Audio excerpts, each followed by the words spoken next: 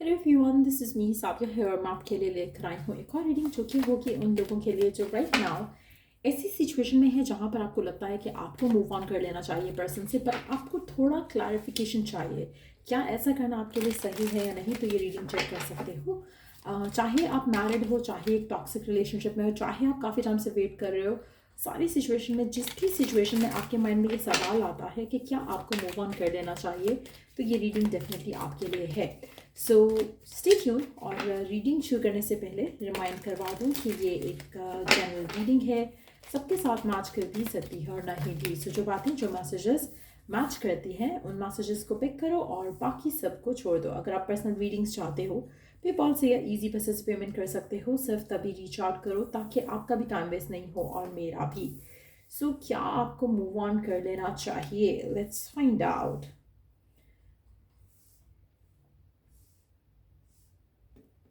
अनिंद डेक देख लेते हैं, क्वीन ऑफ कप्स। मुझे लगता है कि आप जो भी सिचुएशन है आपकी करंटली राइट नाउ, इसमें बहुत कुछ ऐसा हो चुका है जो कि you are kind of burned out basically. You know, ऐसा लग रहा है कि जैसे आपने अपनी जान मार दी है इस रिलेशनशिप को चलाने में और इस रिलेशनशिप में पेशेंस दिखाने में, लेकिन चीज़ें वर्कआउट नहीं हुई हैं। आप काफ़ी हद तक टेकन फॉर ग्रांटेड हो इस रिलेशनशिप में। आपकी पर्सन आपको वैल्यू उस तरह से नहीं करते, आपकी बात को उस तरह से नहीं समझा जाता, ना ही वैल्यू किया जाता है। एक वर्थलेस सिचुएशन है आपकी राइट नाउ इस कनेक्शन में। आपके पर्सन आपको समझना ही नहीं चाहते। आप में से काफ़ी सारे लोगों के दरमियान में, आपके और आपके पर्सन के दरमियान में बहुत ज़्यादा आर्ग्यूमेंट और फाइट हो सकता है। और अगर आप नो कांटेक्ट की सिचुएशन में हो, तो मुझे लगता है कि आप वेट कर करके थक चुके हो इस इंसान का। आप कंपैशनेट हो इसको लेकर, आप प्यार करते हो इसको, लेकिन एट द सेम टाइम आप खुद को भी चाहते हो, आप खुद को भी प्यार करने लगे हो। मुझे लगता है कि दिस इज समथिंग जो कि पहले नहीं था। कहीं ना कहीं ये जो चेंज आपके अंदर आ रहा है, जिसकी वजह से आपका दिल कर रहा है कि you need to move on, ये जो चेंज है आपके रिलेशनशिप में, इसका इन्फ्लुएंस डेफिनेटली आएगा। मुझे नहीं लगता कि आप चाहकर भी इस रिलेशनशिप में रुक पाओगे।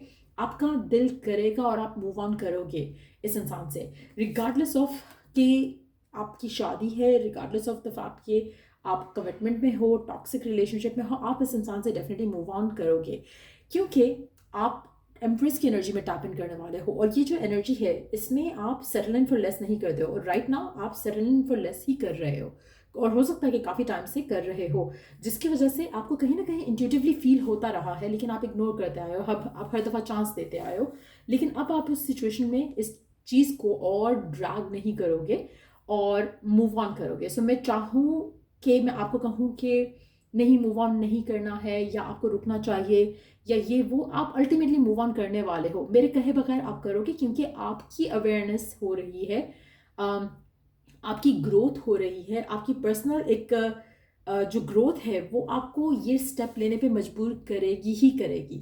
आप इस इंसान के साथ और स्टक नहीं रहना चाहोगे, आप इस इंसान को और टाइम नहीं देना चाहोगे। आपको लगेगा कि जो आप चाह रहे हो, जो आप विश करते हो, डिज़ायर करते हो इस इंसान के साथ, वो आपको शायद इमोशनल फुलफिलमेंट जो आप चाह रहे हो ना, as a result, as an outcome, वो आपको शायद से नहीं मिलेगी। सो वो अंडरस्टैंडिंग आपको बहुत जल्दी हो जाएगी और आप मूव ऑन करना चूज़ करोगे, मूव फॉरवर्ड चूज़ करोगे।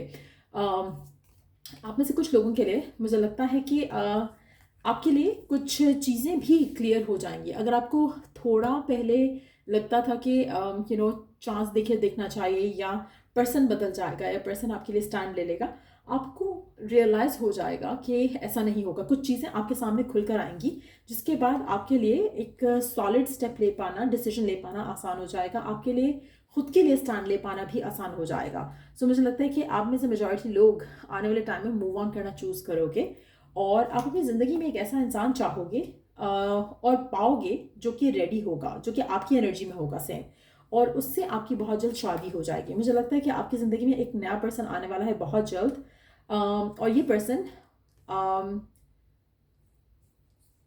बिल्कुल आपकी तरह का होगा इन अ वे जहाँ पर ये भी रेडी है to move forward in love life. आप में से वो लोग जो राइट नाउ नो कॉन्टैक्ट की सिचुएशन में है, आप चाहोगे कि आप अपना चैप्टर जो है वो वाइंड अप करके इस इंसान के साथ आप आगे बढ़ोगे। You know regardless of the fact कि आपका क्या प्लान है इस इंसान को लेकर, आपका कनेक्शन में ख़त्म होते देख रही हूँ इस इंसान के साथ, आप मूव ऑन करोगे।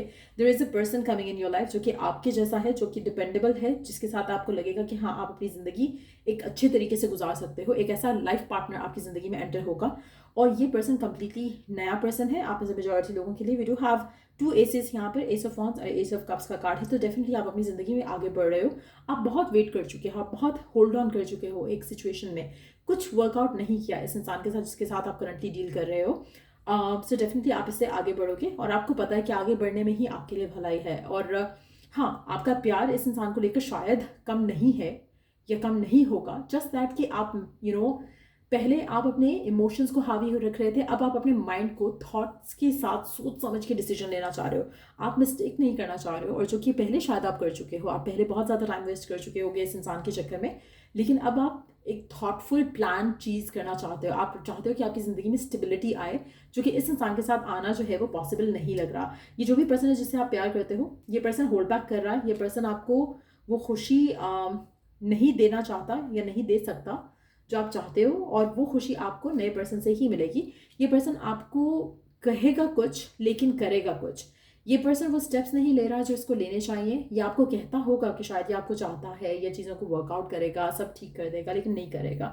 आप जितना ज़्यादा अपने आप को इस इंसान के साथ स्टक रखोगे, उतना ज़्यादा आपको हमेशा फील होगा कि this person is not like valuing you. आपको हमेशा फील होगा कि पर्सन के लिए आप टॉप प्रायोरिटी तो हो ही नहीं, ये पर्सन का कुछ प्लान ही नहीं है आपको लेकर। सो कहीं ना कहीं ये सारी चीज़ें आपको रियलाइज़ कराएंगी कि आपके लिए मूव ऑन करना बेहतर है। आप में से कुछ लोगों के लिए मुझे लगता है कि एक मैच्योरिटी भी over the period of time जो आपके अंदर आएगी, उसके बाद भी आप ये डिसीजन लेना चाहोगे। सो डेफिनेटली मुझे लग रहा है कि आप में से मेजॉरिटी लोग डेफिनेटली आगे बढ़ रहे हो अपनी ज़िंदगी में। अगर हम टाइम फ्रेम की बात करें कि कब तक आप अपनी ज़िंदगी में मूव ऑन करोगे, सो मुझे लगता है कि अगर हम वॉन्ट्स की एनर्जी देखें तो हाँ, समर टाइम काफ़ी सिग्निफिकेंट हो सकता है, लेकिन अगर हम कप्स की एनर्जी देखें तो फॉल का मंथ्स जो है वो काफ़ी सिग्निफिकेंट हो सकते हैं। So before the winter time आप डेफिनेटली इस इंसान से मूव ऑन कर चुके होगे, और एक नया पर्सन आपकी ज़िंदगी में डेफिनेटली आ जाएगा, एंड दैट टू जो कि बहुत ज़्यादा स्टेबल होगा। सो या that's what I see coming in for you आपके लिए। अगर आपको इस रीडिंग से हेल्प मिला हो, गाइडेंस मिली हो, तो don't forget to like, share and subscribe. और अगर आपको पर्सनलाइज्ड सर्विसेज चाहिए तो check the description box, and अगर आप रेडी हो टू पे फॉर द रीड, सिर्फ तभी रीच आउट किया करो, क्योंकि आपका भी अदरवाइज टाइम वेस्ट होता है और मेरा भी, और जो चार्जेस हैं वो ऑलरेडी मैंशनड है। So just check them up, ताकि आप just if you think कि it is affordable for you, तो reach out करो, otherwise आप किसी और से रीडिंग ले सकते हो। So yeah, take care, bye.